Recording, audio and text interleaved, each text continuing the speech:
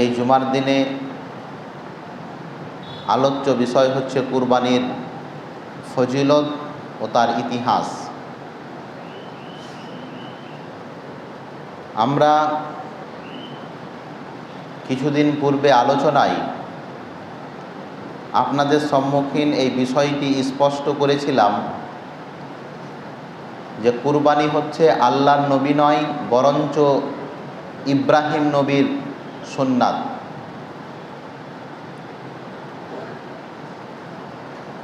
ইব্রাহিম নবী প্রথম একজন নবী যার অনুসরণ এবং অনুকরণ আমাদের প্রতি তথা উম্মাতে মুহাম্মাদিয়ার প্রতি, মুহাম্মাদের উম্মাতদের প্রতি সবচাইতে বেশি যদি অন্য কোনো নবীর অনুসরণ করতে বলা হয়েছে আমাদেরকে আল্লাহর নবীর পরে পরে, সেটা হচ্ছে ইব্রাহিম নবী। প্রথমত আল্লাহর নবী, দ্বিতীয় আল্লাহর নবীর পরে যদি অন্য কোনো নবীর নাম আসে আমাদের স্মরণ করার ব্যাপারে, তাহলে সেটা দ্বিতীয় নম্বর নবী হবেন ইব্রাহিম নবী। এরই জন্য আপনি দেখবেন অনেকগুলি দোয়া এমন আছে যে আল্লাহর নবী শিখিয়েছেন, সেই দোয়াতে ইব্রাহিমেরও নাম আছে। আমরা সকলে একটি দোয়া জানি, আল্লাহুম্মা সাল্লি আলা মুহাম্মাদ ওয়া আলা আলি মুহাম্মাদ কামা সাল্লাইতা আলা ইব্রাহিম। দেখেন ইব্রাহিম নবীর কথা এসেছে, এটা আমরা দরুদ বলি। শুধু দরুদই নয়, এই দোয়ার আরেকটি নাম হচ্ছে দরুদে ইব্রাহিম, মানে ইব্রাহিম নবীর দরুদ। কুরবানি আমাদের নবী মুহাম্মদ সাল্লাল্লাহু আলাইহি সাল্লামের উপরে যে বিধান অবতীর্ণ হয়েছে কুরবানির, এই কুরবানির বিধান আসলে হচ্ছে ইব্রাহিম নবীর বিধান। ওই বিধানে আবার অবতীর্ণ হয়েছে আমাদের শেষ নবীর প্রতি হজ, যে হজের মৌসুমে ধনী ব্যক্তি, সচ্ছল ব্যক্তিরা মক্কা মদিনা যান। তো এই যে হজের যেটি বিধান, এটিও ইব্রাহিম নবীর ওয়ারিস থেকেই আমাদের উপরে এসেছে। জমজমের ইতিহাস ইব্রাহিমের কাছ থেকেই আমরা পেয়েছি। সাফা মারওয়ার দড়াদড়ি, সাফা একটি পাহাড়ের নাম এবং মারওয়া একটি পাহাড়ের নাম। এই এক পাহাড় থেকে আর এক পাহাড় যে দড়াদড়ি করতে হয় হাজিদেরকে, এটা আল্লাহর নবীর সুন্নাত নয়, এটা ইব্রাহিম নবীর সুন্নাত। আল্লাহকে এত ভালো লাগলো যে আল্লাহ পাক রব্বুল আলামিন কিয়ামত অবধি যত মুসলিম মুমিন মুমিনা আসবে সবারই জন্য এই বিধান অপরিহার্য করে দিলেন। আমি আপনাকে এই কথাগুলি বলে যে কথা বুঝাতে চাইছি, ইব্রাহিম নবী আমাদের অনুসরণীয়, যেটুকু আল্লাহ এবং আল্লাহর নবী আমাদের জন্য বলেছেন। প্রিয় ভাই, অধিকাংশ মানুষ আমরা কুরবানির নিয়াত করে ফেলেছি, কুরবানি দিব বলে মনস্থির করেছি। অনেকেই কুরবানির জন্তু জানোয়ার কিনে ফেলেছি, অনেকেই কিনবো বলে সংকল্প নিয়েছি। কিন্তু যে বা যারা কুরবানি দিচ্ছি বা দিব, এই চিন্তাধারা, এই বিশ্বাস, এই নিয়াত করেছি, তাদেরকে আমি একটি কথা শুধু বলতে চাইছি, প্রিয় ভাই, কুরবানির নিয়াত করার সাথে সাথে আপনি এই কথাটিকে স্মরণ করবেন যে কুরবানির ইতিহাস আজকের নয়, কুরবানির ইতিহাস আজ থেকে প্রায় ৪৫০০ বছর পুরনো ইব্রাহিম নবীর মাধ্যমে এসেছে। নিছক একটি ছুরি একটি জন্তুর গলায় চালানোর নাম কুরবানি নয়। আপনি স্মরণ করেন আজ থেকে ৪৫০০, প্রায় ৪৫০০ বছর পূর্বে একজন পিতা একজন সন্তানের গলায় ছুরি চালানোর জন্য প্রস্তুতি নিয়েছিলেন। আপনি এই সংকল্প, এই নিয়াত করুন। কুরবানি মানে পশু হত্যা নয়, কুরবানি মানে পশু জবাই নয়। কুরবানি মানে হচ্ছে নিজের সব কিছুকে ত্যাগ করে আল্লাহর সম্মুখীন আপনি স্যালেন্ডার হয়ে যাচ্ছেন, মাথা নত হয়ে যাচ্ছেন, এটার নাম হচ্ছে কুরবানি। আল্লাহ কোরআন মাজিদের মধ্যে কুরবানির ব্যাখ্যা দিয়েছেন, ইব্রাহিমের ঘটনাকে বর্ণনা করেছেন। যখন ইব্রাহিমের পুত্র ইসমাইল, ফুটফুটে নান্না মুন্না একটি ছেলে, সুন্দর লাবণ্যময় একটি পুত্র ইব্রাহিমের। তখন অবধি ইব্রাহিমের একটি মাত্র পুত্র, তার নাম ইসমাইল। ইসহাক তার ছোট, তার অনেক ছোট। ইসমাইল এবং ইসহাক এই দুটি ইব্রাহিমের পুত্র। কিন্তু ইসমাইলের কুরবানি হওয়ার ঘটনা অবধি ইসহাকের জন্মই হয়নি। মানে তখন অবধি একটি মাত্র পুত্র। ইসহাক জন্মগ্রহণ করেছেন ইসমাইলের কুরবানির ঘটনার পরে, তখন অবধি একটি মাত্র পুত্র। বৃদ্ধ ইব্রাহিম তখন প্রায় আনুমানিক 84+ বয়স। আচ্ছা, আপনি একবার ভাবেন, যেই ব্যক্তি আল্লাহর কাছে দোয়া করছেন, কাকুতি মিনতি করছেন, আল্লাহ লোকে আমাকে বাঁচ বলছে, আল্লাহ নির্বংশ বলছে, আল্লাহ আমার উত্তরাধিকারী কেউ নেই, আল্লাহ রব্বে হাবলি মিনাস সলিহিন, আল্লাহ তোমার দয়ার ভান্ডার থেকে একটা আমাকে নেক পুত্র দান করো না। 84, 85, 86 বছর বয়সে একজন বৃদ্ধ আল্লাহর কাছে দোয়া করছেন কি, রব্বে হাবলি মিনাস সলিহিন। আমি কতবার আপনাকে এই কথা বলেছি, আবার আপনাকে বলি, প্রিয় ভাই, আত্ম অহংকার ত্যাগ করুন, আল্লাহর কাছে কাঁদতে শিখুন। ইব্রাহিমের মতন একজন নবী, নিরুপায়, অভিভাবকহীন, আশার দৃষ্টিতে যেই ব্যক্তি পৃথিবীর কোন সাম্রাজ্যের সঙ্গে আপোষ করেননি, সেই ইব্রাহিম।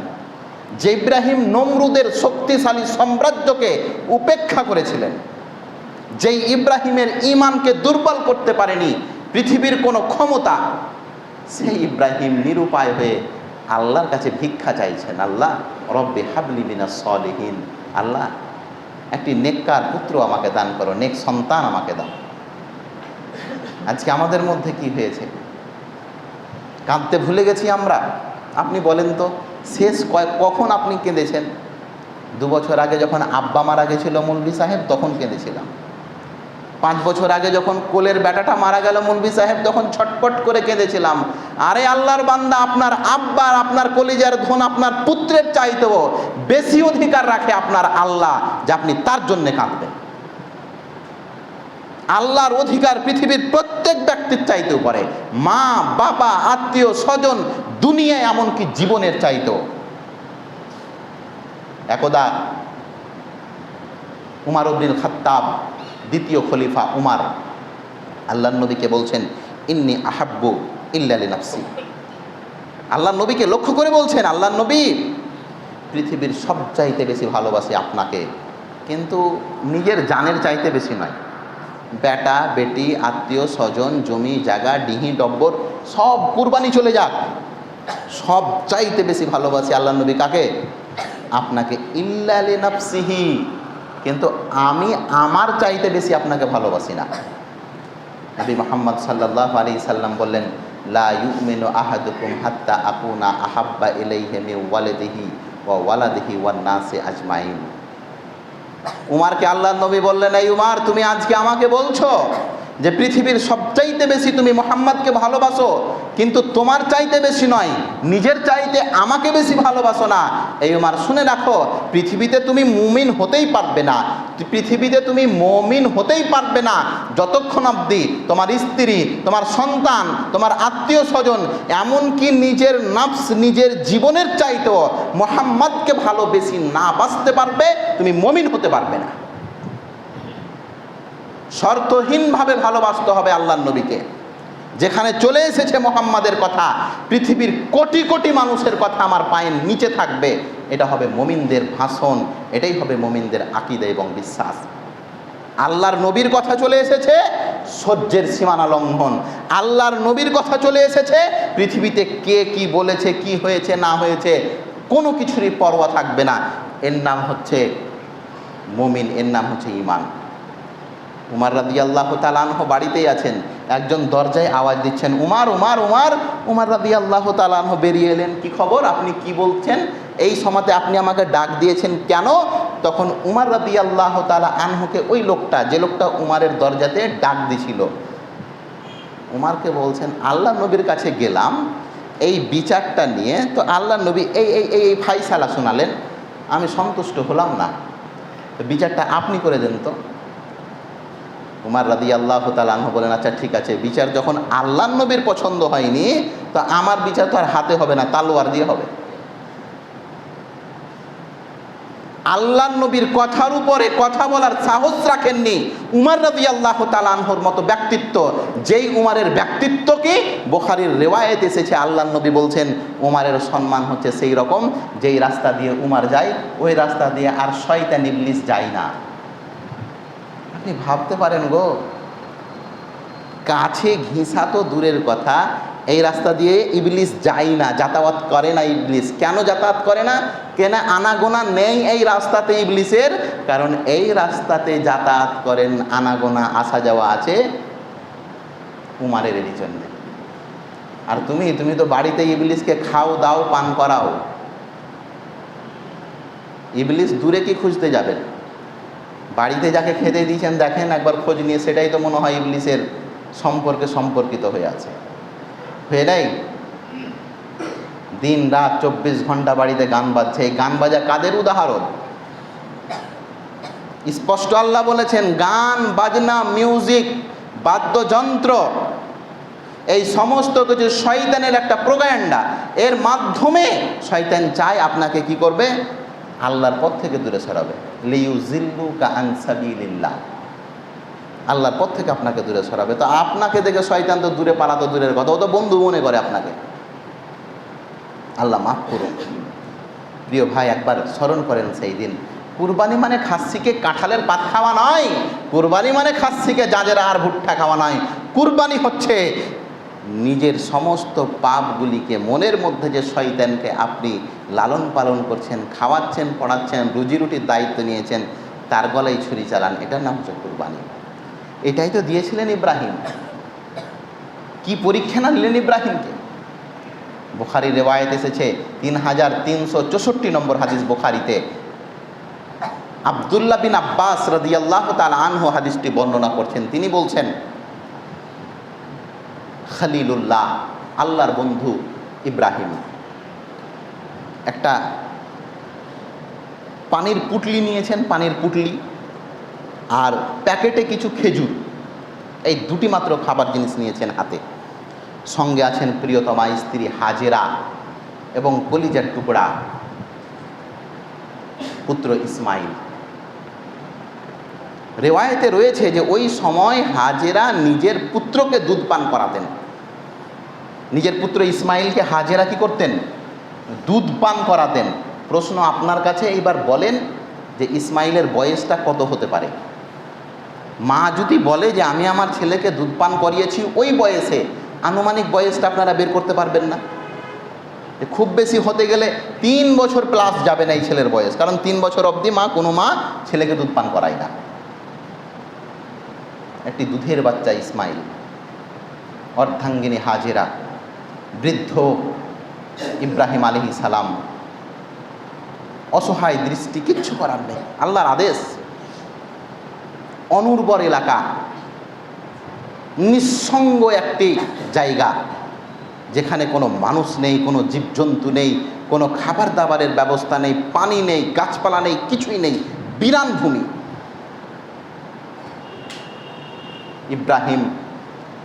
ইব্রাহিমের স্ত্রী হাজেরা, সঙ্গে আছেন দুধের বাচ্চা ইসমাইল, একটা পানির পুটলি, একটা খেজুরের থলে। বুখারী রিওয়ায়াত এসেছে, মক্কার তখন জমজমের কূপ হয়নি, মক্কার একটি উঁচু জায়গা, একটি টিলা, সেখানে অর্ধাঙ্গিনীকে রেখে দিলেন, কলিজার টুকরা বাচ্চা। আপনি পারবেন আপনার ছেলেকে এরকমভাবে? আমি পারবো আমার ছেলেকে এরকমভাবে রাখতে? একদিন যদি স্ত্রী বিছানায় মশারি টাঙায়নি, বেটা ঘুমিয়ে গেছে, তো স্ত্রীকে কত যে বকি, তোমার হুঁশ নেই, তুমি জানো না এত বড় হয়ে গেছো ছেলেটাই। আল্লাহু আকবার। আমি বলি না এটা অন্যায়, আমি আপনাকে বলতে চাইছি আমাদের ভালোবাসা কতটুকু থাকে। রাস্তায় আস্তে আস্তে বলেছিল যে আব্বা আমার জন্য আজকে ছানার জিলেপি আনিও। বাড়ির কাছে চলে এসেছি, তখন মনে হচ্ছে যে বেটা তো ছানার জিলেপি আনতে বলেছিল, ফের 2 কিলোমিটার ঘুরে গেলাম। নেই, এরকম ব্যবহার নেই আমাদের। বেটাকে ভালোবাসি আমরা। এই যে ঈদ আসছে, নিজে কি নিব কি নিব না সেটার কোনো ভ্রুক্ষেপ রাখি না। বেটা আবদার করে বসেছে, বেটি আবদার করে বসেছে, আব্বা এগুলো নেবো ওগুলো নেবো, আরে নিজের পকেটের দিকে খেয়াল রাখি না যে ক টাকা টিকলো না টিকলো, বেটা বেটিকে কিনে দিই, এটা ভালোবাসা, খারাপ কিছু নয়। ইব্রাহিম নবী কলিজার ধন, প্রিয়তমা স্ত্রী, বৃদ্ধ মানুষ, 86+ বয়স তখন ইব্রাহিমের, উঁচু একটা টিলা, উঁচু একটা মাটি, উঁচু একটা ভূমিতে রেখেছেন স্ত্রীকে। স্ত্রী বুকে জড়িয়ে নিয়ে আছেন নিজের পুত্র ইসমাইলকে, আর পানির পুটলি আর খেজুরের থলেটা স্ত্রীকে ধরিয়ে দিচ্ছেন। তখনই হাজেরা তো আশ্চর্য, যখন দেখছেন স্বামী আমাদেরকে ছেড়ে চলে যাচ্ছেন, তখন হাজেরা আশ্চর্য হয়ে নিজের স্বামীকে জিজ্ঞাসা করছেন, ইয়া ইব্রাহিম আইনা তাযহাব ওয়া তাতরুকনা হাদাল ওয়াদি আল্লাযী লাইসা ফিহি ইনসুন ওয়ালা শাইয়া। সুবহানাল্লাহ, আপনি ভাবেন, স্বামীকে বলছেন স্ত্রী, ইয়া ইব্রাহিম আইনা তাযহাব, আপনি কোথায় আমাদেরকে ছেড়ে, এমন একটা জায়গায় আপনি রেখে যাচ্ছেন, এখানে মানুষজন কিছুই নেই, সঙ্গহীনভাবে আপনি ছেড়ে যাচ্ছেন। লাইসা ফিহি শাই, আরে এখানে তো কিছুই নেই। আর তখন মক্কা নগরীতে কেউ বসবাস করতে পারত না। মক্কার আপনি ইতিহাস পড়িয়েন, ইসমাইলের পূর্বে, হাজেরার পূর্বে মক্কাবাসী একজনেরও আপনি নাম পাবেন না যে ওই লোকটার বাড়ি মক্কা। মক্কার প্রথম অধিবাসী হচ্ছেন হাজেরা এবং ইসমাইল। এর আগে মক্কাতে কেউ ছিল না, কোনো মানুষ মক্কাতে বসবাস করেনি এই ইতিহাস অবধি। এরপরে মক্কা জনবসতি এলাকা হলো ইসমাইল এবং হাজেরার পরে। হাজেরা তখন নিজের স্বামীকে বলছেন, এই না তাযহাব ওয়া তাতরুকনা হাদাল ওয়াদি লাইসা ফিহি শাইউন লাইসা ফিহি আল্লাযী লাইসা ফিহি শাইউন, আপনি এমন একটা জায়গায় স্বামী আমাদেরকে ছেড়ে যাচ্ছেন যেখানে কিছুই নেই, আমরা বাঁচবো কি করে? এক থলে এই পানি আর এই খেজুর কদিন আমাদের খোরাক হবে? কিছুদিন পরে তো আমরাই জীবজন্তুর খোরাক হয়ে যাব। ইব্রাহিম নিরুপায়, দুঃখ বেদনা অন্তরের মধ্যে গাঁথা, পিঠ ঘুরা দিয়েছেন। স্ত্রী খাবার টাবার যা আছে সব ওখানেই রাখা আছে, কলিজার ধন ছেলেটাকে নিয়ে স্বামীর পিছু পিছু পিছু পিছু চলতে শুরু করেছেন। স্বামীকে বারবার বলছেন, কামিজকে ধরেছেন, ইয়া ইব্রাহিম আইনা তাযহাব, ইব্রাহিম তুমি কোথায় চলে যাচ্ছ? আমাদের প্রতি এত নিষ্ঠুর তুমি হয়ে যেও না হে ইব্রাহিম। ইব্রাহিম নবী কাঁদছেন, কাঁদতে কাঁদতে এগিয়ে চলে যাচ্ছেন, স্ত্রীর সঙ্গে কথা তাক বলছেন না, চুঁচারা তাক করছেন না, যাতে করে ইব্রাহিম কাঁদছে এটা যেন তার স্ত্রী বুঝতে না পারে। মানুষ কাঁদছে কি কাঁদে না দেখবেন, কথা বললে অনেকটা বোঝা যায়। ইব্রাহিম নবী স্ত্রীর দিকে দেখছেন না, যেতে যেতে কিছুটা দূর যাচ্ছেন, ইব্রাহিমের বারবার কামিজ কাপড়ের পিছনের অংশটা ধরে স্ত্রী হাজিরা টান দিচ্ছেন। বারবার ইব্রাহিমকে বলছেন, ইব্রাহিম তুমি আমাদেরকে ছেড়ে যেও না, দুধের বাচ্চা তোমার পুত্র, কত কেঁদে কেটে একে আমরা পেয়েছি, কত আল্লাহর কাছে দোয়া করে তুমি পেয়েছো একে, আর এই অবস্থাতে তুমি তোমার একমাত্র সন্তানকে এইরকম একটা জায়গায়, অনুর্বর জায়গায় ছেড়ে তুমি চলে যেতে পারছো? ইব্রাহিম নবী কোনো কিছু না বলে অনেক দূর চলে গেলেন। অনেক দূর যাওয়ার পরে হাজেরা দেখছেন আর তো আর স্বামীকে বাধা দেওয়া যাচ্ছে না, স্বামী তো থামছেই না, কতটা পিছু করা যায়? তখন হাজেরা আশ্চর্য হয়ে নিজের স্বামীকে বললেন, যাচ্ছা আপনি বলেন তো। ফাকালাত লাহু আল্লাযী আমারা বিহা হাদা, আচ্ছা স্বামী আপনি যে আমাকে এখানে ছেড়ে চলে যাচ্ছেন, এটা কি আপনার আল্লাহর আদেশ? আল্লাহ কি আদেশ দিয়েছেন যে স্বামীকে, স্ত্রীকে আর পুত্রকে এই জায়গায় রেখে আয়? এটা আপনি নিজে মনে করছেন না আল্লাহর আদেশ? প্রিয় ভাই, বুখারীর রিওয়ায়াতটি আপনি দেখবেন 3364 নম্বর হাদিসে ইব্রাহিম নবী তখন আস্তে করে বলছেন ক্বালা নাম। অন্য একটি রিওয়ায়াতে রয়েছে যে তিনি শুধু হালকা মাথাটা নড়ালেন। যখনই এই রকম কথা বললেন ইব্রাহিম যে আমার আল্লাহর আদেশ যে আমার পুত্রকে আর আমার স্ত্রীকে এইরকম অনুর্বর এলাকাতে ছেড়ে এসো, এটা আল্লাহর আদেশ, সঙ্গে সঙ্গে হাজেরা এতক্ষণ ইব্রাহিমকে বুঝাচ্ছিলেন, হাজেরা ইব্রাহিমকে বাধা দিচ্ছিলেন, হাজেরা ইব্রাহিমের জামা কাপড় ধরে টানছিলেন, সঙ্গে সঙ্গে হাজেরা ইব্রাহিমকে ছেড়ে দিলেন এবং ইব্রাহিমকে বললেন, ইব্রাহিম শোনো, ক্বালাত ইজান লা ইউযায়্যিনু সুম্মা রাজাআত ফান্তালাকা ইব্রাহিম হাত্তা ইদা কানা। সঙ্গে সঙ্গে হাজেরা ইব্রাহিমকে বলছে, ইব্রাহিম শোনো, এটা যদি আমার আল্লাহ আদেশ দিয়ে থাকে তো তোমাকে বাধা দিয়ে আমার কোনো লাভ নেই। শোনো, আল্লাহ যদি আমাদেরকে বলেছে যে তোমাকে এখানে ফেলে যেতে, তো আল্লাহ আমাদেরকে বাঁচাবেন। আমি হাজেরা কাউরি পরোয়াই করি না। নিজের স্বামীকে কথা বলছেন যে তুমি স্বামী হলে তো কি হলো, আমার আল্লাহ যদি তোমাকে বলে যে তোর স্ত্রী আর তোর বেটাকে এখানে ফেলে যা, তো আমি তোমাকে পরোয়াই করি না। কেন?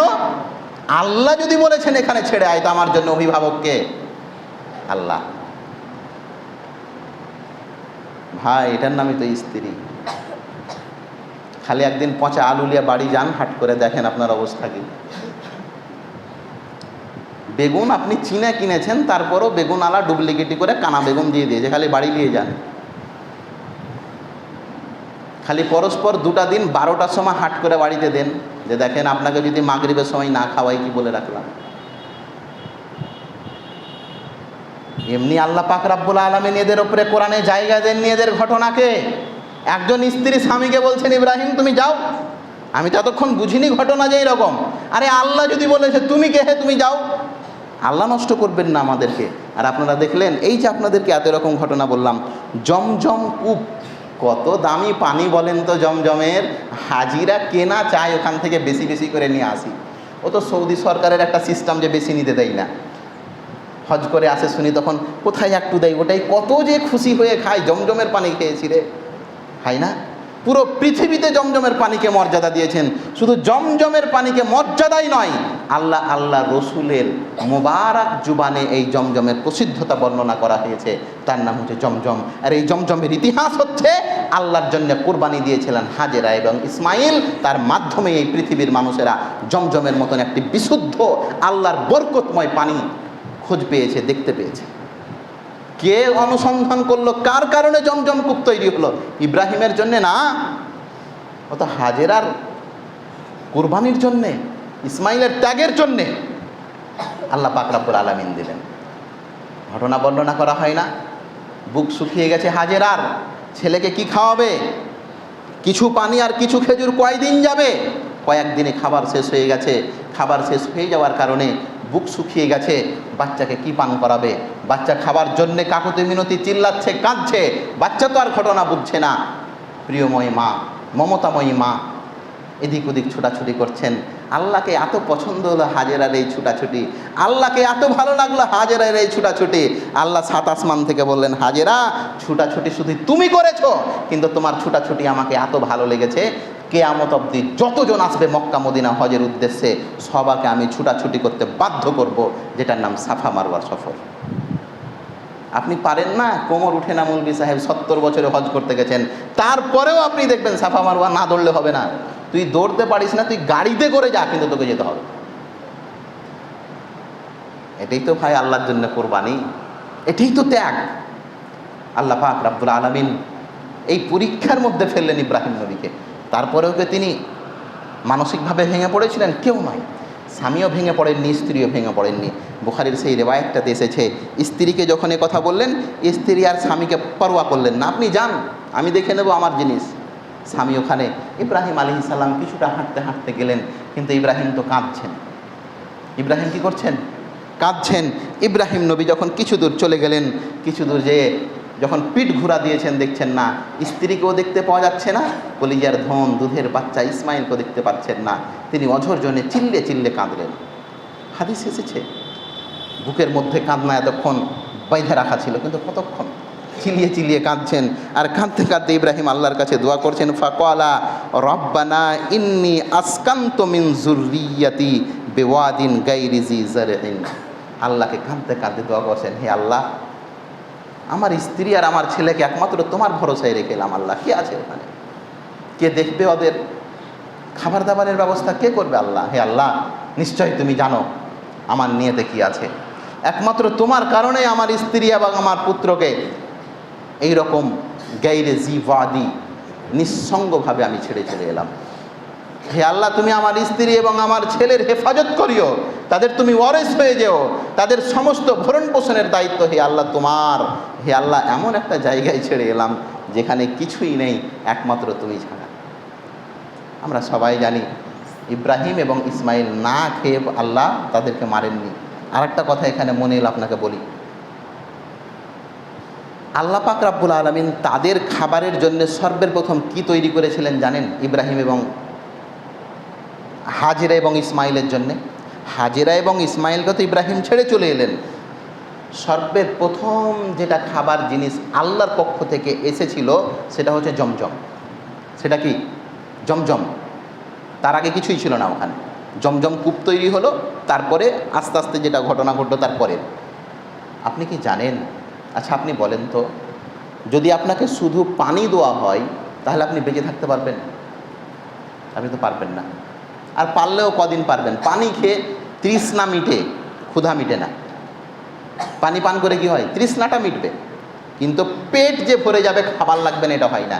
কিন্তু আল্লাহর কারিশমা দেখুন, পৃথিবীর মধ্যে একমাত্র পানি জমজম। এত দুটা গুণ আল্লাহ দিয়েছেন। এক, তৃষ্ণা তো মিটবেই, খাবারের প্রয়োজনীয়তাও মিটাবে এই জমজমের পানিতে। মানে আমাদের এলাকার যেগুলো মিনারেল ওয়াটার বলেন বা টিউবওয়েলের পানি বলেন, এটা খেয়ে তৃষ্ণা মিটে, ক্ষুধা মিটে না। কিন্তু জমজমের পানি খেয়ে তৃষ্ণাও মিটে, ভোকও মিটে। একজন মানুষ যদি ইচ্ছা করে সারা জীবন জমজমের পানি খেয়ে জীবিত থাকতে পারবে, কারণ ওই পানির মধ্যে আল্লাহ দুটি গুণ দিয়েছেন। এক, তৃষ্ণা মিটবে আপনার। দুই, খাবারের প্রয়োজন পড়বে না। আপনি যদি মনে করেন সকাল সন্ধ্যা দুপুর শুধু জমজমেরই পানি পান করে থাকবো, তো আপনি থাকতে পারবেন। এই গুণ দিয়েছে জমজমের পানিতে আল্লাহ। মানে অতি খাবারও আছে, তৃষ্ণা মিটারও ক্ষমতা আল্লাহ পাক রাব্বুল আলামিন দিয়েছিলেন। আর এরই জন্য হাজেরা এবং ইসমাইল বেশ কিছুদিন, কিছু রেওয়ায়েতে এসেছে 84 দিন, কিছু রেওয়ায়েতে এসেছে যে 1 মাস মতো। আমি জয় দিনই নিই, যদি 1 মাসই নিই, 1 মাস আপনি এই পানি পান করে জীবিত থাকতে পারবেন না। কিন্তু আল্লাহ পাক রাব্বুল আলামিন ওই পানির মধ্যে দুটি গুণ রেখেছিলেন।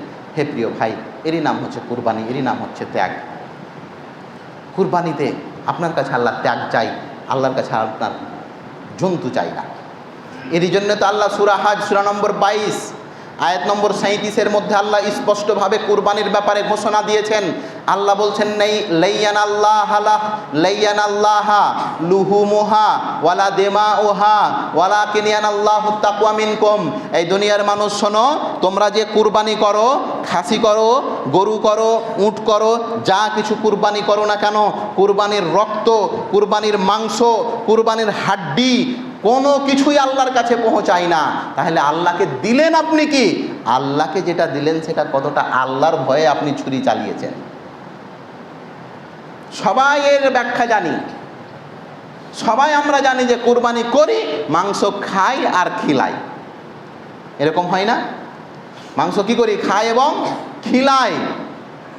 কিন্তু আপনি বলেন তো, আল্লাহ বলছেন বাস্তবেই আমার কাছে মাংসও যায় না, রক্তও যায় না, হাড়ও পৌঁছায় না।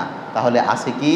তুমি কতটা আল্লাহর ভয়ে কুরবানি করেছো, এটা আমার কাছে জমা হয়, এটাই লিখিত হয়।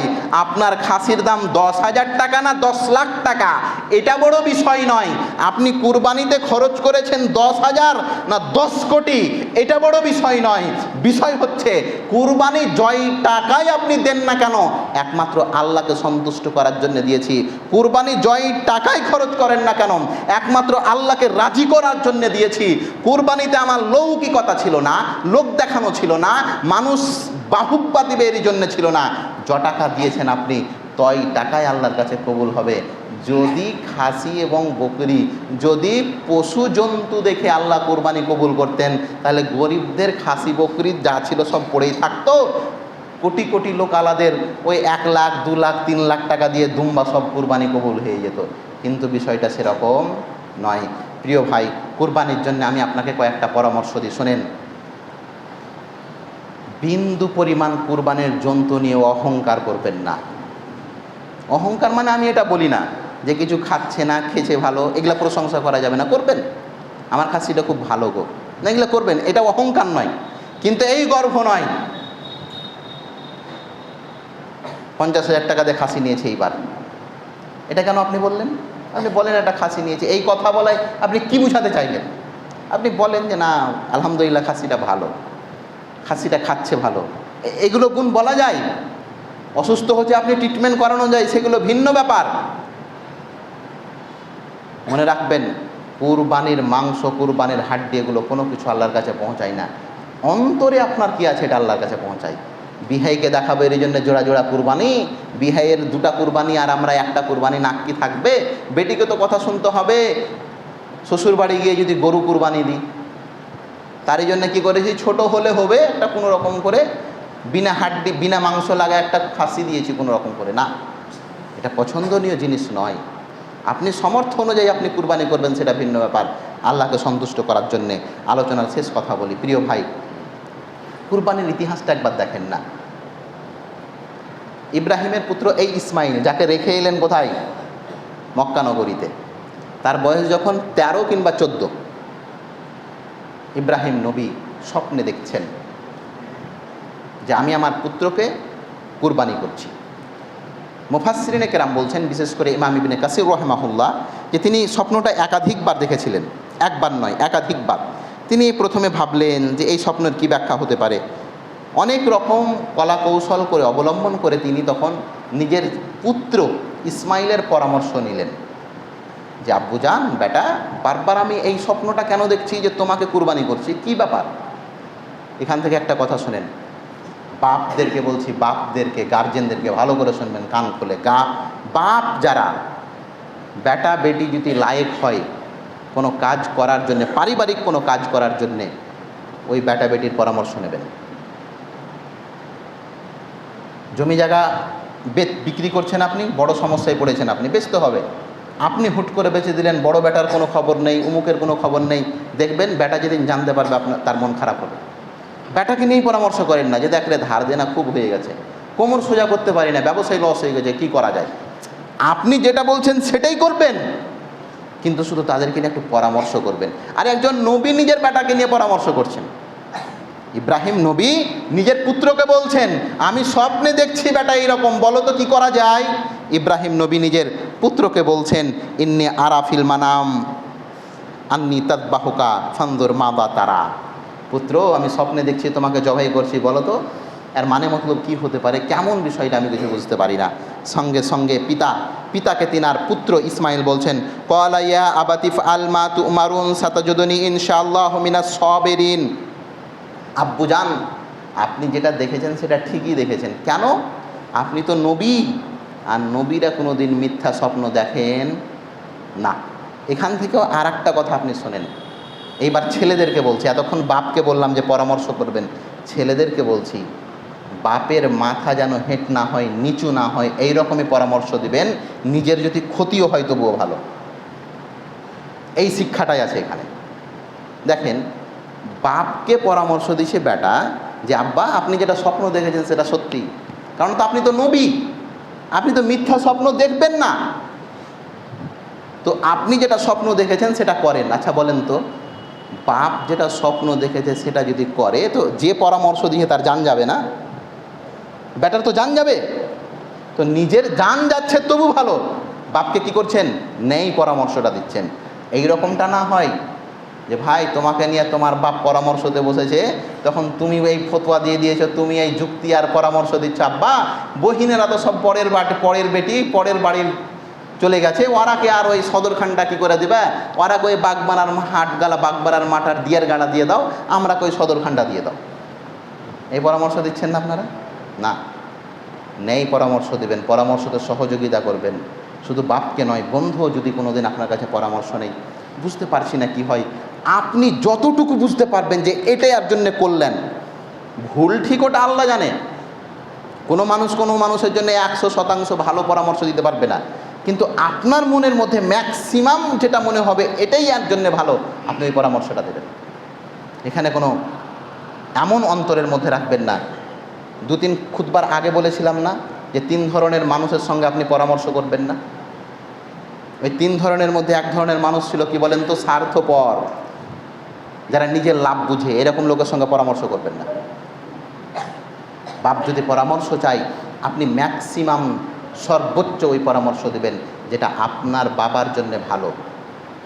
যদিও এতে আপনার ক্ষতি আছে, ক্ষতি মেনে নেন, কিন্তু বাপের পরামর্শ এটাই উত্তম, ওই পরামর্শটা দেবেন। যেমনভাবে ইব্রাহিম আলাইহিস সালামকে তার পুত্র পরামর্শ চেয়েছিলেন বাপ, উত্তম পরামর্শ দিলেন পুত্র, যদিও পুত্রের তাতে ক্ষতি ছিল। প্রিয় ভাই, ইব্রাহিম নবীর এই আত্মত্যাগ একবার স্মরণ করুন। যখন ইব্রাহিম আগে আগে যাচ্ছেন, পিছনে যাচ্ছেন তার পুত্র, ইব্রাহিম আগে আগে, পিছনে তার পুত্র, দুজনই আল্লাহর জন্য কুরবানি, দুজনের মধ্যে একজন আল্লাহর জন্য কুরবানি হবেন আর আরেকজনে আল্লাহর জন্য কুরবানি করবেন। দিন এমনি আমরা পেয়ে নিনি, ধর্ম এত সহজ নয় ভাই। আপনি একজন দেখেন আল্লাহর জন্যে কতটা কুরবানি দিয়েছেন ইব্রাহিম নবী, আর আল্লাহর জন্যে কতটা ধৈর্য ধারণ করেছেন ইসমাইল নবী। এটা তো ধৈর্য ধারণই, যে বাবা মাকে জবাই করতে নিয়ে যাচ্ছে, ভাগা লাগাবে তার জন্য নিয়ে যাচ্ছে, শয়তান রাস্তায় বাধা দিচ্ছে, ইব্রাহিম কার না কার কথাতে তুমি তোমার বেটাকে জবাই করবে, ইসমাইল তোমার বাপ তোমাকে কুরবানি করতে নিয়ে যাচ্ছে। আল্লাহ তখন বললেন, ইব্রাহিম এটা যে শয়তান দিয়ে একটা পাথর ছুঁড়ে মার। দুইজনই বাপ এবং বেটা, পুত্র এবং পিতাতে পাথর ছুঁড়ে মেরেছিলেন। আল্লাহকে এত ভালো লাগলো যে শয়তানকে এইরকমভাবে অপমান করতে পারলে তোমরা, যাও, এত ভালো লাগলো। যত হাজি হজ করতে যাবে সবাইকে বলবো, ইব্রাহিম তোর বাপ এখানে কি করেছে, পাথর মেরেছে, তুইও পাথর মার। আল্লাহ যাকে ভালোবেসেছেন তাকে আমরা ভালোবাসবো না প্রিয় ভাই? এর নাম হচ্ছে কুরবানি। কুরবানির জিনিসটা একবার বুঝেন। কুরবানি মানে পশু জবাই নয়, কুরবানি মানে জন্তু জবাই নয়, কুরবানি মানে হচ্ছে নিজের অন্তরের মধ্যে যেই পশুটা আছে এই পশুটাকে কুরবানি দেন। মানুষের পিছনে লাগা বন্ধ করেন। মানুষের সঙ্গে মানুষের যে ভুল ত্রুটি আছে এটা স্বাভাবিক হতে পারে।